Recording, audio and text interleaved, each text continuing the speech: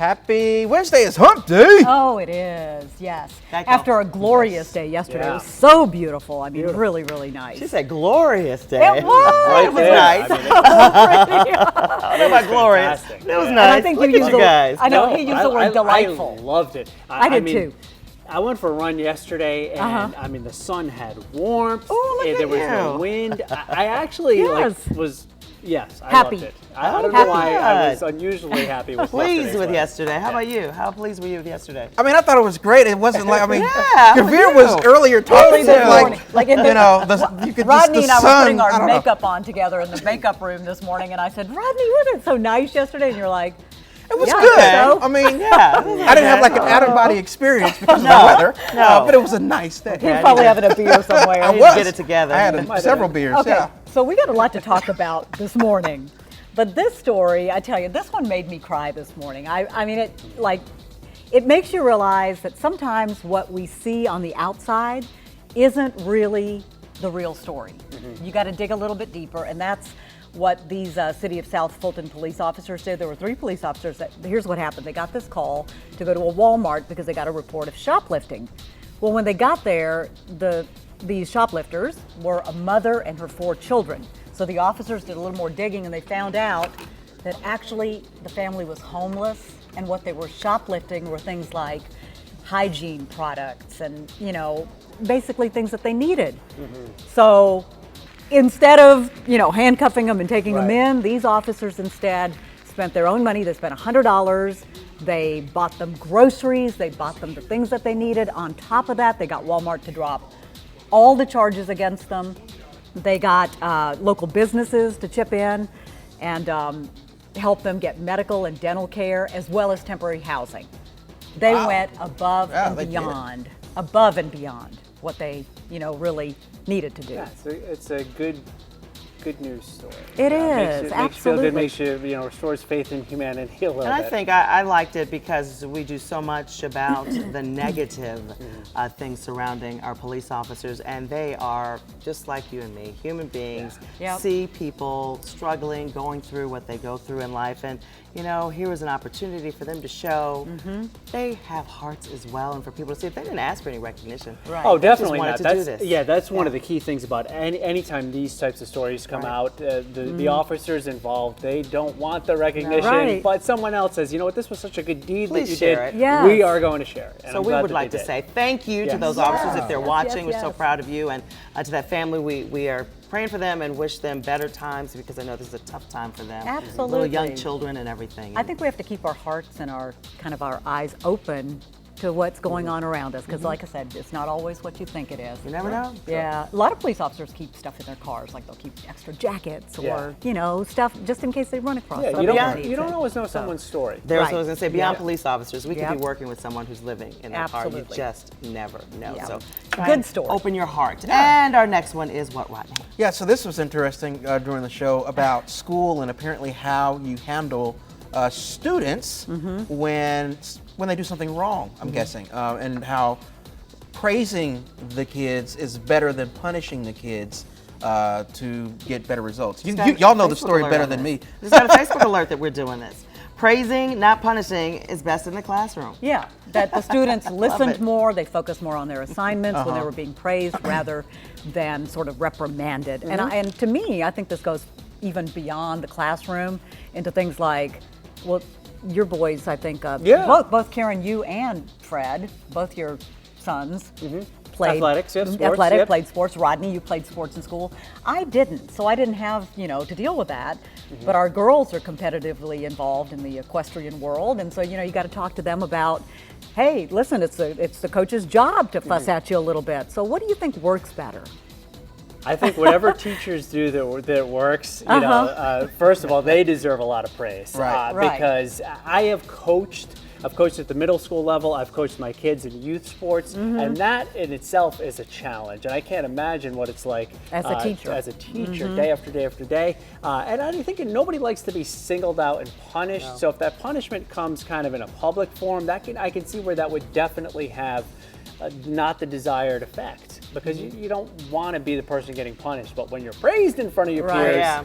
maybe you want to do a little bit better. You want to try a little bit harder. I think some people work better under, under those type of conditions than they do under, somebody who's going to be like this.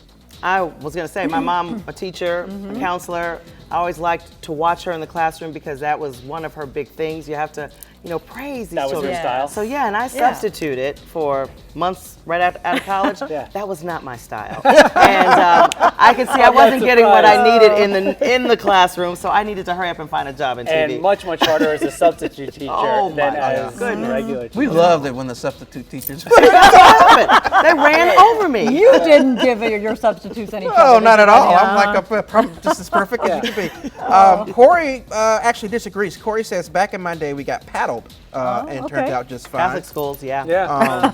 And I don't have any kids, and I don't ever deal with that, so I have no idea from that perspective. But just it's really weird. Just from my perspective growing up, I think it's a combination. It just depends on, I think what you were saying. The teacher and every student is different. Every student responds differently. What's really interesting for me, I've never, like, I guess with my sisters, like it's all 100%. Like they run everything, and that that's effective for me. But it's weird because like when we do things, my mom's like, "You can't watch that. Like we need another adult who can like be here with you." Just because I am is like 1,000% positive with them. But it's different for like it depends. It's different from different perspectives. Yeah. Definitely. You got to have both though, because Right. my dad was the disciplinarian. I'm going to tell your dad, okay, I'm straight. You got to have the right one. And parenting definitely different or dealing with siblings than teacher-student Right. relationship because the students don't have to live in that household. Like the students can come into that classroom for an hour a day, be as disruptive as they want, and then move on to whatever's next. And the consequences, I guess, are just not as high. And you will say it was different in our day. It was strong hand when we were coming up. It was a village. It was, parents didn't care what you did as long as, you listen to the teacher. What the teacher says is right. Now, what the teacher says is not right. That's right. And it's very frightening. I think for so. some of I these think for those classrooms. teachers, I Yes. think it's really challenging now to do their jobs the way they feel like they should be able to do their jobs. I think. I like Yeah. what Sheila In a lot Tate of says. circumstances. She says everyone wants to be praised and not put down. Words hurt, not just kids, but really any human being. That's correct. Right. love that. But I also think there is a time and place for punishment. I mean, you cannot just let, completely go that praise route. I think there will be a point where, you have to punish. I just think that maybe not doing it in a public way is probably Right. the best way to approach it. Right. But going back to where we started, teachers, man. We love you. Right, really. Anything you do works for us. Really. Huh? Yeah, I come from a family of teachers too. I mean, my father was a principal, my mother taught, my sister teaches, my cousin's a principal at a school in Chicago. My grandfather was a teacher. I don't know how in the world I'm doing what I'm doing. Like you, I'm just like maybe teaching wasn't my thing. So Not our thing. no. What else we got going on this morning? This is something that I think this is one of Gavir's favorite stories this morning about how apparently one? the phones can have certain impacts Oh. on certain people. Listen, Rodney, I Okay. was not talking to you. Yeah, she was. Okay, so no, I was not. Okay, so here. This was a Maribel Aber. Are we going to play the clip? Did we? No, this is just a regular No. story as it Darn. aired. Okay, so your cell phone, this thing that we just can't seem to get rid of, it's Right. attached to our hands, our hips, whatever. It might be making you fat. So this is what happened. Researchers, they looked at rats. They always look Okay. at rats, right?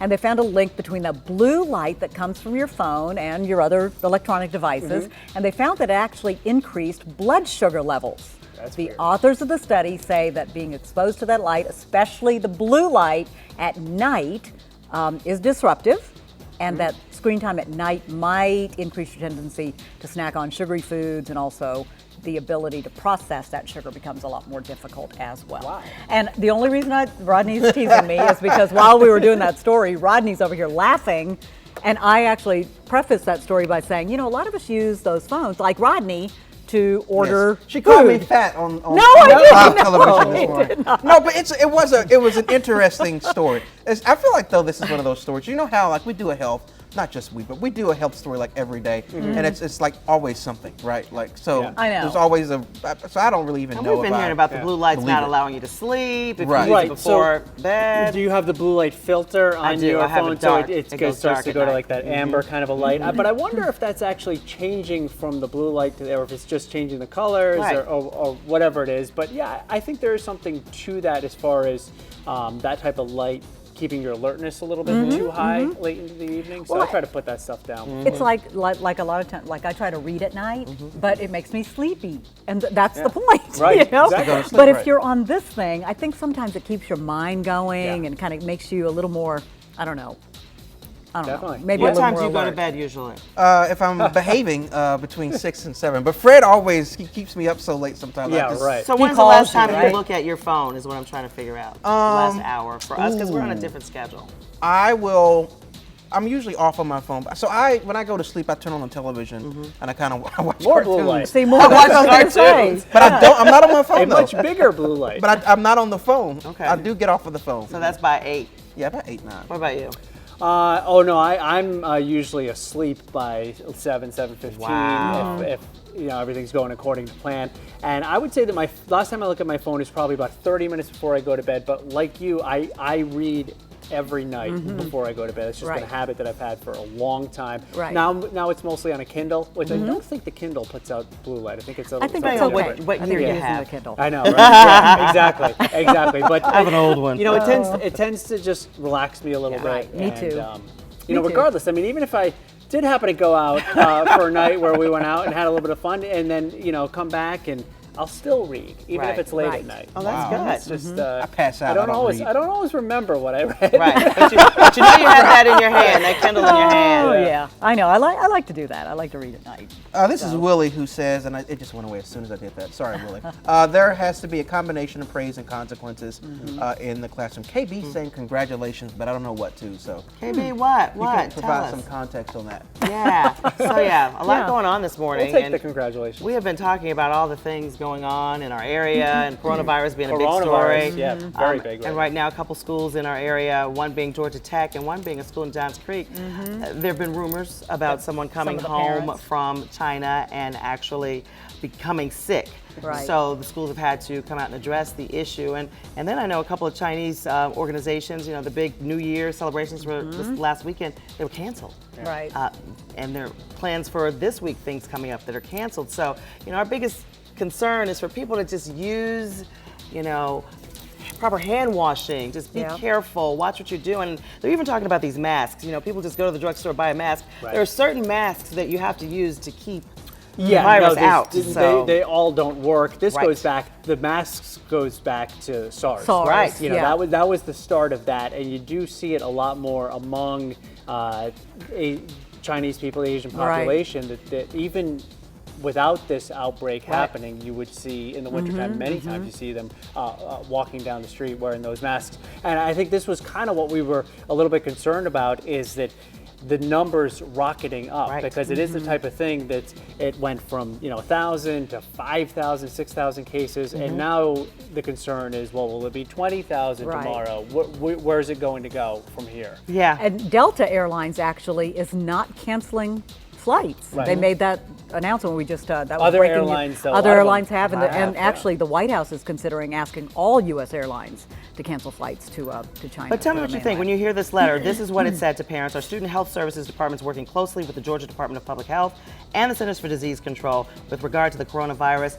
The DPH has informed us that they are in consultation with the CDC, evaluating patient information received from healthcare providers about potential cases of coronavirus. Well, I think that's a precaution, and the principal sent out that letter, to parents, not to scare them, but I think just Keep to them be in the loop. aware. to Keep in the them loop. And frankly, I would be wanna know. surprised if there's not a case that ends up happening here in Georgia, Yeah. just Oh, yeah. because of Hartsfield Jackson. Right. Yep, All yep. the people coming through. World's busiest airport. Hey, we have enjoyed being with you this morning, and hopefully you'll wake up with us in the morning, 4:30 to 7 a.m. Get all your latest news, what's going on with Traffic. your weather, and where you need to avoid on the roads, right? Yeah, absolutely. Every morning.